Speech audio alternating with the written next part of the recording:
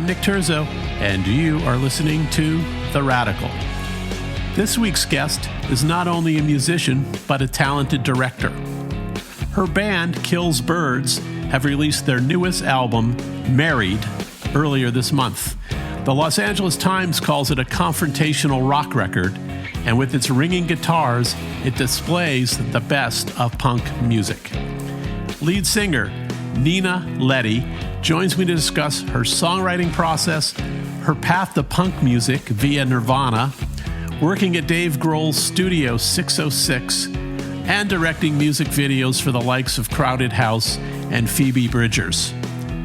Coming up, my conversation with Nina Ljeti.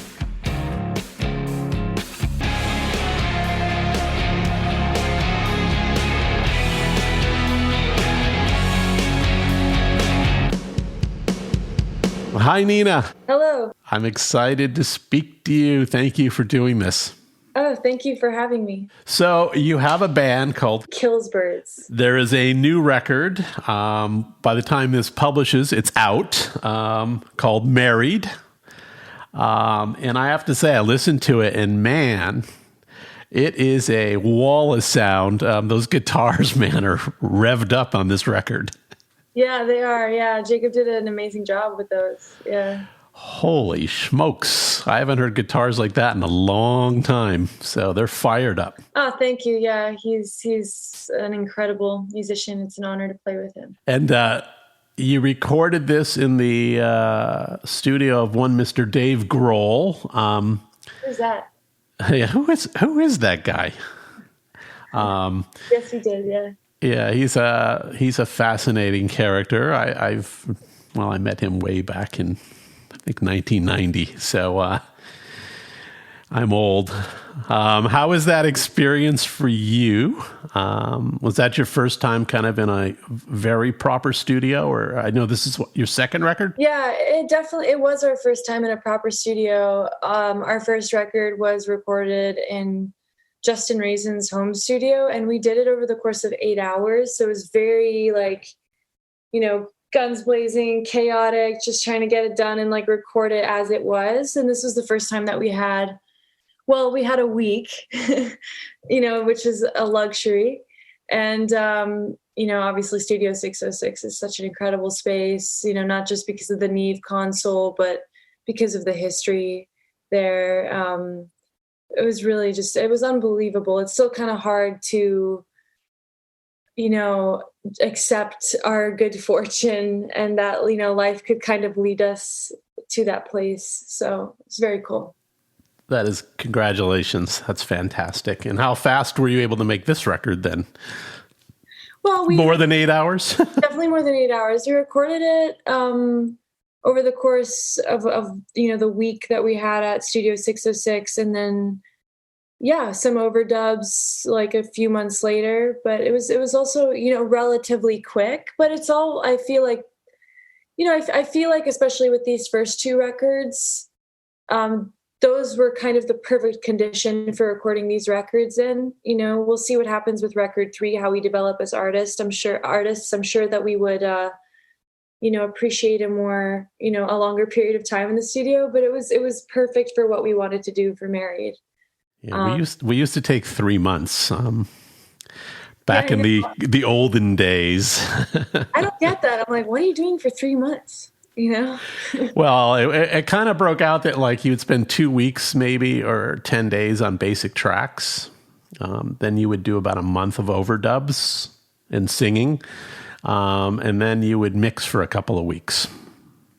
Yeah, that's a luxury. Yeah, imagine that. We used to mix a song a day. Yeah. Free Spotify days too, I'm sure. Oh, it was.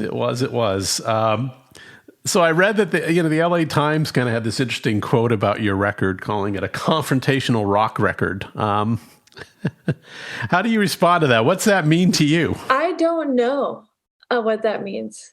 I'm not sure. What are you confronting? I appreciate it, but maybe, I don't know. I guess I'm just I don't know. Nobody's ever asked me that before, but I would say that I'm probably more than anybody confronting myself and my own insecurities and mistakes, especially in that first record, for sure. Yeah. The second one is there are a lot more layers to it, I would say. Why do you feel that way about the first so much? I think I'm speaking for myself here, obviously, especially Jacob has experience being in other bands, but Kills Birds for me was my first real musical project. And I think, with that comes this chaos and just intense desire to express everything you've ever wanted to say in one record, because you don't know if you're ever going to be able to make a second one. You don't know what's going to happen, and I was that was only 3 years ago, but I felt so young then than I do now, especially after COVID. I feel like I've just aged so much, but I think being that age and going through so much heartbreak and confusion and anxiety and trying to express it all in one record is where I feel that chaos comes from. That's at least what I get when I listen to our first LPs. I sense that impatience and energy within myself. Yeah. And you've put upon expectations, right? You pile on all these expectations and it just adds to the anxiety. Yeah, exactly. So in this record, there's a lot of, we're all coming into COVID. I'm sure there was no touring for you. So do you feel that kind of isolation and the uncertainty of that is represented in the songwriting in this new record? Absolutely. Although we wrote a couple songs before the pandemic started, we were playing around with Rabbit, Natalie, and PTL before the pandemic, if I remember correctly. The bulk of the record came together during COVID. Like many bands, we obviously lost a lot of opportunities, when touring got canceled and everything was kind of, put on pause. And I myself spent the first, the bulk of the pandemic by myself. I was living by myself. I was alone. My family was far away. I didn't have anybody, so I think that kind of, was a recipe for, having periods of self-reflection and, reckoning with, things from my past and who I wanted to be versus who I actually was and what I expected of myself at that point. None of those things really coming to fruition. I went from being 28 to 30 in the pandemic, which was tragic. And I think as a woman, you're sort of, even though it's not so much I would say of relevance in current culture, you still have that innate feeling you need to be settling down or you need to be in this place by the time you're 30, or you're going to have to think about having kids soon, or what is your life as you reach this next chapter.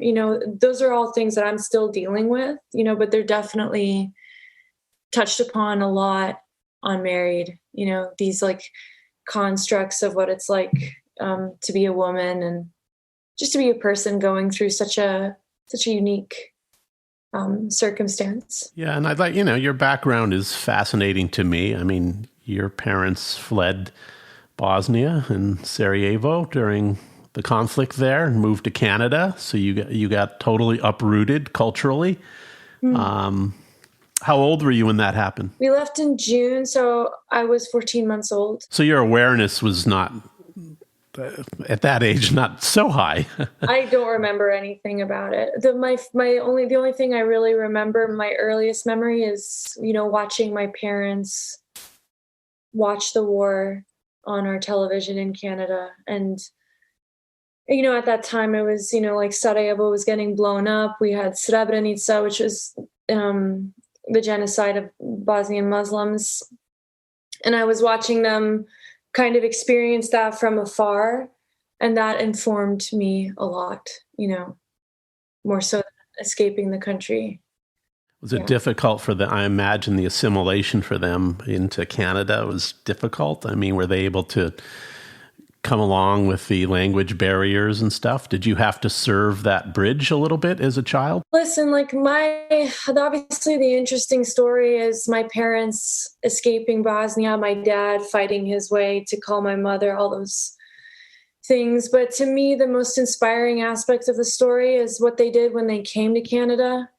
they were immigrants. They didn't know the language. They didn't know a single person in that country. They had no money whatsoever. My dad would, work in construction for like $3-4 an hour and then come home and walk the streets of Windsor, like hoping he'd find $1 on the ground that would save us for that night, and he worked to get my mom through dental school because she was a dentist in Bosnia and lost her license, and there was never a moment in my growing up ever, not even a moment, where I felt like they were going to give up or I saw my parents complain. They just knew what they had to do. They had to start their life over in order to give a better life for me and ultimately my brother, who was born in Canada. And they succeeded just so, they just did so well for themselves. My mom opened up her own practice. My dad went back to college in his 50s and graduated at the top of his class.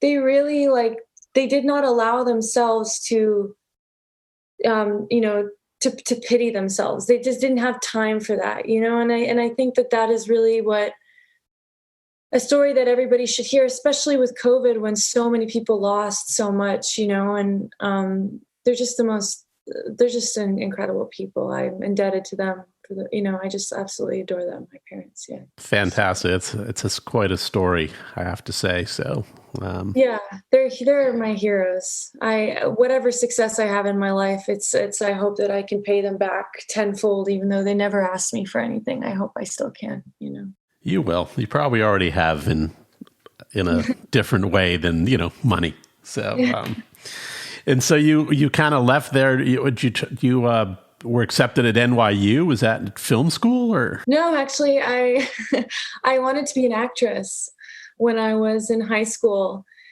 and I got accepted into NYU. I think, I was one of the first or something, or I don't remember what the story actually was. There's like some embarrassing article about me out there with wearing a Slayer shirt, a newspaper article. But I went to NYU, and then I left the drama program 2 years in, and I started to pursue film. And it's around that time that I started dabbling in music as well, hoping I would start a band someday. Yeah. Awesome. And how did speaking of that, we might as well transition. How did the band come about? How did you meet your fellow bandmates and create Killbirds? So it's actually Killsbirds. Killsbirds. I'm sorry, I'm singular. Sorry. It's okay. You can just go back. And I know it's confusing. But I met Jacob because he was acting too, and we were acting in a show together that never aired. It's like a pilot for something.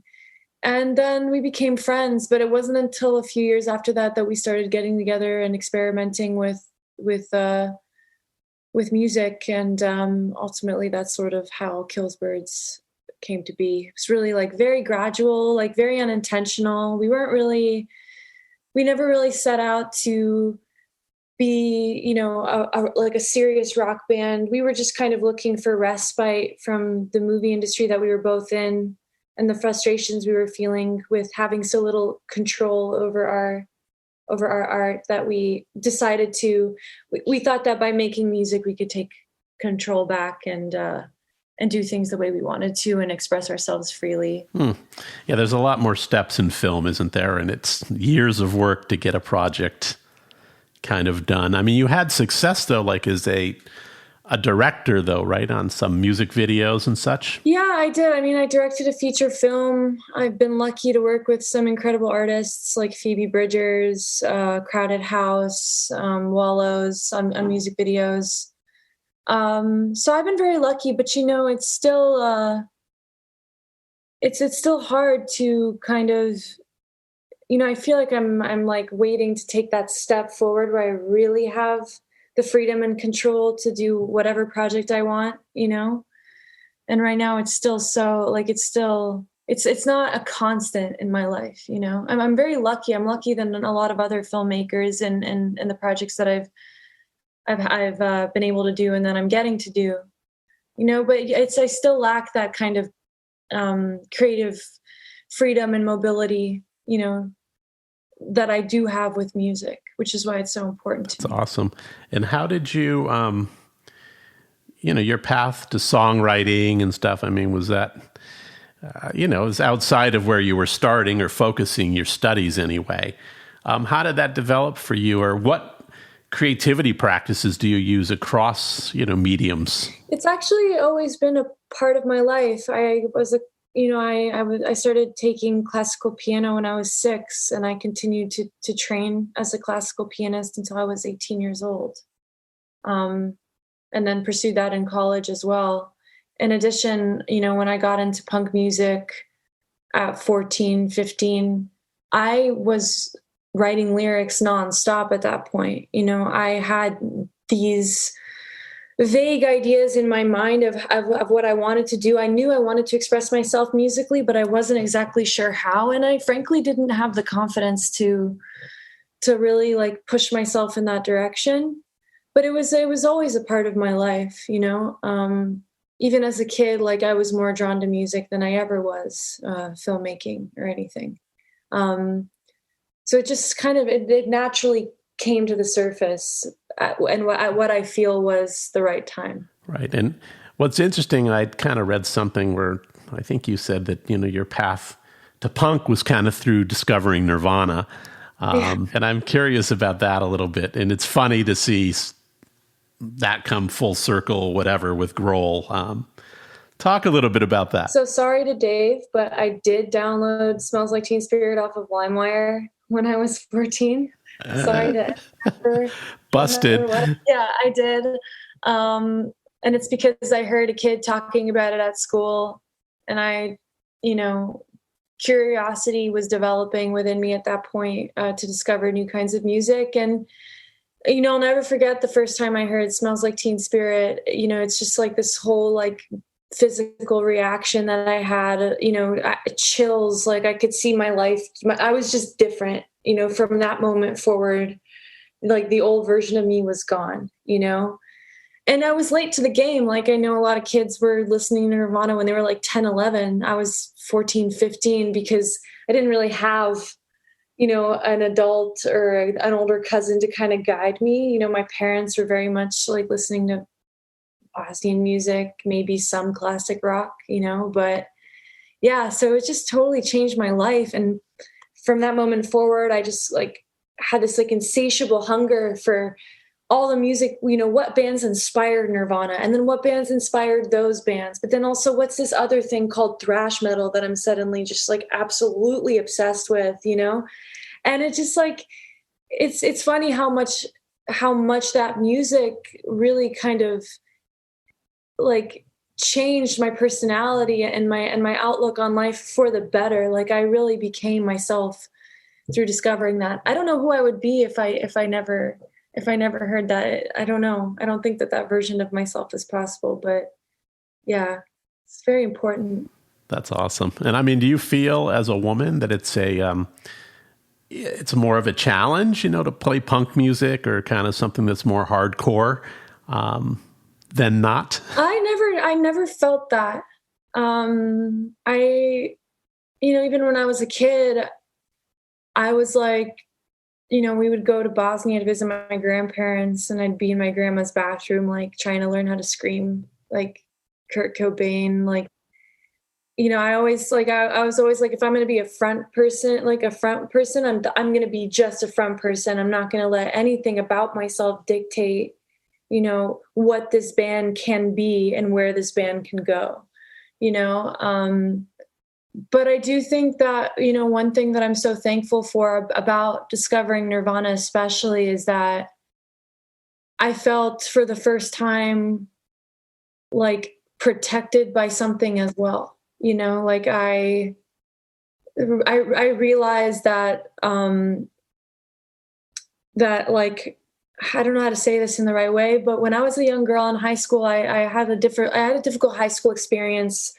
I had a crazy teacher who, took advantage of me in a lot of ways. And I allowed him to do that for so many years. After I discovered Nirvana and these punk bands, I felt empowered for the first time to rebel against this teacher. It bit me in the ass because he got angrier instead of backing off. But I felt empowered for the first time through this music and in a way that I'd never had been before. In fact, as a kid, I often saw myself as being like pretty weak, pretty shy and insecure and, of having low worth. So yeah. Yeah. Well, you're overcoming all of that clearly. What's interesting is, early on here, I mean, it's fairly early, your second record being out, you've attracted this incredible amount of talented people around you on your team, a remarkable group of kind of really influential musicians that love your band. I mean, what does this all mean to you? What is the... It's remarkable. Congratulations. Thank you. It's kind of hard to believe, when you're a kid and you're lying in bed at night and you're imagining all these things that people will say about you someday. I can say that like having Dave Grohl and Kim Gordon and Hayley Williams on that list was, it's definitely what I had always hoped for. But once it actually happens, you're kind of like, I don't believe this. It's hard to, just because like, how could, to have your work noticed by the people that you look up to and that inspire you is just like such a weird, bizarre feeling that I can't quite articulate now. I will be able to articulate it like 10 years from now, but right now I'm sort of just like humbled by it. And if anything, it's pushing me and I would say the rest of the band to work harder. We don't want to stop here. Like we want to go, as far as we can. And I think they just like fired us up about it. I would say. Yeah, I sense from some of the things I've seen that you guys aren't celebratory about it. You kind of shut the good things out and keep going forward. So, which, I think that's a path too. I mean, you have to almost do that. Yeah, we're not actually very celebratory. Like, especially me, like growing up with, the way my parents raised me. It's like, don't celebrate anything until you're done. But then by the time you're done, it doesn't really matter anymore. You just keep going, right? I think we're all like that to some extent. I know Jacob the other day was like, oh, we should throw a party, like a little backyard party because our second album is coming out. And I was like, okay, I guess. Like, I don't know. Like, I just, the journey's not over for me, like, let's just keep, let's keep going. So, and you've got some great touring plans coming up, right? Is it in an opening slot position? Yeah, for Foo Fighters in December. And then again in March in Mexico City. And then we have some touring planned in the UK in May. And then we'll see what comes, in between and after that. Yeah. That's incredible. Congratulations. That'll be an amazing experience to be. Have you ever been in front of that many people yet? No. I was thinking about it this morning. I was like, I don't know if I'll actually be able to get nervous because it's so unreal, that I feel like I'll just, by the time we get up there, I'll be like, all right, I'm just going to have fun with my friends and, fuck everything else, because it doesn't really, yeah. I think that's all that really matters. It's going to be, well, what an amazing experience it's going to be. So, I know. In light of that, I mean, everyone wants to kind of carve their own original path with their career a little bit. But is there anyone out there? Is there a career you see is like, oh man, if I had that person's career, my life is totally complete in music? I don't know. There's so many different pathways that I think would, make me feel complete, I guess. Like Dave Grohl has obviously an incredible career, but I would say so does Hayley Williams, all these artists do for different reasons. I think, but, I would say what they all have in common is that they have that they are able to continue creating and making their music to whatever extent that is, whatever you need to have the freedom to create. I think as long as we get to do that as a band and, and we all stay healthy and, both mentally and physically, what more could I ask for? Obviously I want us to be the biggest rock band in the world. If I didn't say that, I'd be lying. Everybody wants that, But we try not to focus on those things, and we try to focus on just like writing honest music and being able to kind of etch out a living from this so that we can go, as long as we let ourselves. Yeah. And also I just want to have fun. I think it's time to have some fun. I spent my 20s worrying about what I was supposed to be versus what I actually was. I want to be able to just chill a little bit. Fantastic. Is there any, through these meeting people, now that you've been out, you've toured, second record, has there been any artist advice from anyone that struck you as like helpful? From another artist. Let me think about this for a second. Dave obviously gives incredible advice. And I've been fortunate enough to be able to talk to him quite a bit about it.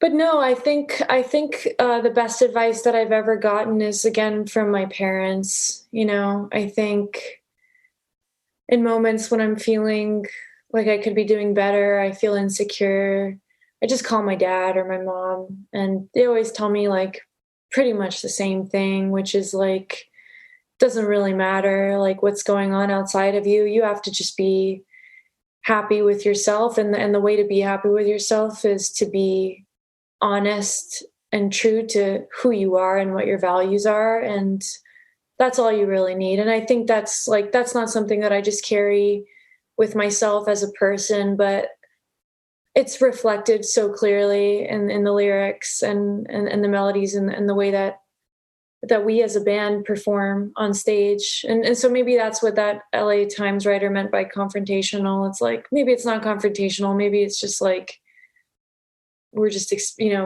being as honest as we can possibly be. And that's how my parents made it through their difficult times. And so I'm just kind of following them. Awesome. So is there, aside from your parents, I know how much they mean in your life, is there a hero to you in any, doesn't make a difference, director, writer, musician? Who's your ultimate hero? Because I have like a whole list of these, and then every time I get asked, I like go completely blank. There's a few.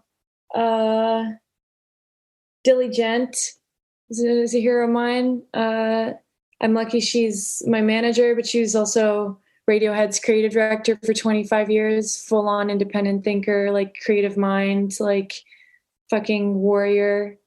Tina Turner is so sick. Just for what she went through and, coming out on top the way that she did, she's epic.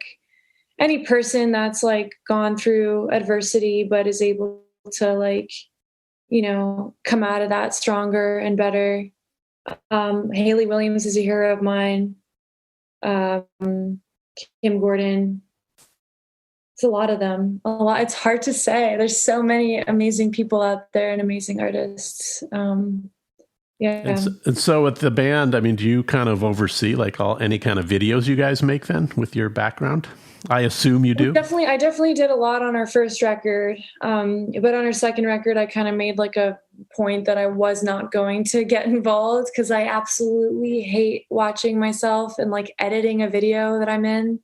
Like it's just this weird, like meta, like makes me feel like I'm obsessed with myself or like something, So I definitely avoided that on all the videos off our second record. But I do have a hand in the creative, like I do all the artwork for our band, the single artwork, album artwork, everything like, all the visuals kind of, I have a huge hand in and I make them all myself. Yeah. It's a lot of work. It's fun though. It's fun to try to get better at things you didn't think you could do. Like I never thought I could make art. I was actually pretty bad at it, to be honest. But I feel like over quarantine, I kind of like found a little niche, for myself and a niche art world thing. And I'm kind of, writing that right now. So That's I'm awesome. just looking behind me because they're like all hanging up on the wall behind me, like all the birds, like art rejects. Yeah. NFT time for all of those. Oh, I know. I'm asking. What can I do for the band? Yeah. Well, listen, thank you so much for your time. Kills Birds, new record, Married, out now. And you guys have some incredible touring coming up, so it'd be really nice to see you guys live. I bet you're incredible live. So. Oh, thank you. Yeah, I hope you hope you can come to one of our shows if we play in Austin or wherever you end up finding yourself. Thank you. So, and stay healthy, and thank you, and congratulations on the new record. Thank you.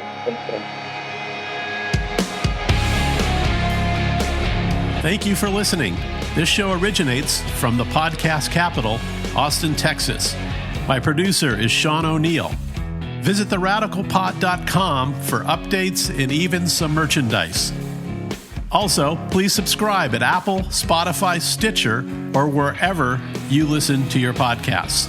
And I also ask that you please share episodes with your friends so we can continue to grow our community. See you all again next Friday.